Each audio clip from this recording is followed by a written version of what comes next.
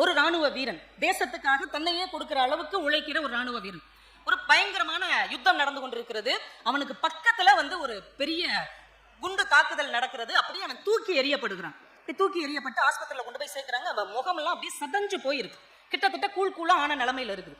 அவனுடைய முகத்தை எல்லாம் சர்ஜரி பண்ணி சரி பண்ணி ஒரு 3 மாசம் அவனை தேத்தி உட்கார வச்சுட்டாங்க. ஒரு கண்ணாடி கொடுங்க அப்படின்னு கேட்கறான். இல்ல நீ இப்போதைக்கு கண்ணாடி பார்க்காத. இல்ல கண்ணாடி கொடுங்க அப்படின்னு வாங்கி பார்க்கறான். அதிர்ச்சி ஆகுது. அவன் அவ்வளவு அழகான ஒரு இளைஞன். முடி அப்படி ஒரு காற்றிலே பறக்கக்கூடிய அழகான தலைமுடி, கூர்மையான கண்கள், கூர்மையான நாசி, அழகான தோற்றத்தோடு இருந்த அவன் கண்ணாடியில பார்க்கும்போது ஏதோ மொழுக்குன்னு இருக்கு. சம்பந்தமே இல்லாம உறுப்புகளை இழுத்து வச்சு கட்டுன மாதிரியான ஒரு முக அமைப்பு அவனுக்கு அதிர்ச்சி ஆயிடுது. இப்படி ஒரு முகத்தோற்றம் எனக்கு ஆயிடுச்சு அப்படின்னு அவங்க எல்லாம் சொல்றாங்க. இதுக்காக நீ வருத்தப்படாத, நாட்டுக்காகத்தானே நீ உன் முகத்தின் அழகை இழந்திருக்கிறாய் அப்படிங்கிறாங்க. சரி, எனக்கு கொஞ்ச நாள் லீவ் கொடுங்க, நான் எங்க அம்மாட்ட போய் கொஞ்ச நாள் இருந்துட்டு வர்றேன் அப்படின்னு லீவ் வாங்கிட்டு அம்மா வீட்டுக்கு வர்றான். அவனுக்கு அம்மா மட்டும்தான் உண்டு, அப்பா இல்ல, செல்லமா வளர்த்துருக்காங்க.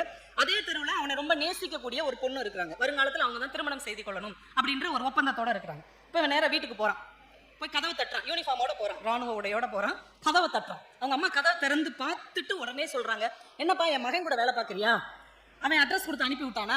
எப்படி இருக்கிறான் என் பையன்? நல்லா இருக்கானா? ரொம்ப யுத்தமா இருக்கு போலயே, ஒரு கடிதம் கூட எழுதல, ஒரு 3 மாசமா எந்த தகவல் தொடர்பும் இல்லை அப்படிங்கிறாங்க.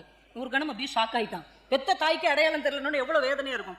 ஆமாம்மா, அவங்க மகனுடைய ஃப்ரெண்டு தான். சரி வாப்பா அப்படின்னு உள்ள கூப்பிட்டு வச்சு அவனுக்கு சாப்பாடு கொடுக்குறாங்க. நல்லா ஓய்வு எடுப்பா அப்படின்னு கட்டில படுக்க வச்சு தூங்க சொல்லிடுறாங்க. தூங்கி எழுந்து பார்க்குறேன், அவன் காலில் போட்டிருந்த சாக்ஸ் ஷூலாம் காணும். எங்கம்மா? இல்லைப்பா, நீ அசதியில் அப்படியே படுத்துட்டேன், நான் அதெல்லாம் துவச்சி வச்சிருக்கிறேன் அப்படின்னு. 2 நாள் அவங்க வீட்டில் இருந்துட்டு சரிம்மா நான் கிளம்புறேன் அப்படின்னோடனே அவன் காதலிக்கிற அந்த பொண்ணு வருது.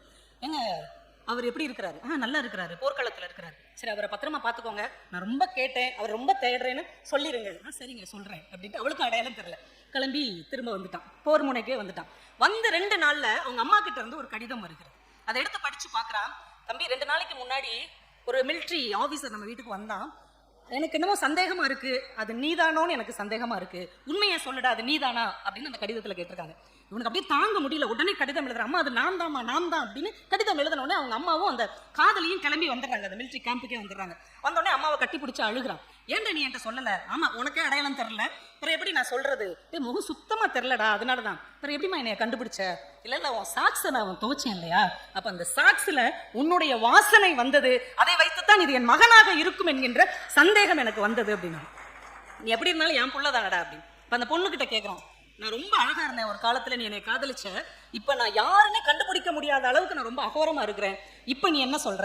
அப்பதான் அந்த பொண்ணு அவனை கட்டி பிடிச்சுக்கிட்டு சொல்றான், இதற்கு முன்னால் நான் உன்னை எவ்வளவு நேசித்தேனோ அதை விட அதிகமாக இப்போதுதான் நான் உன்னை நேசிக்கிறேன் என்று சொன்னான். அந்த கதைக்கு அந்த எழுத்தாளன் வச்ச பேர் என்ன தெரியுமா?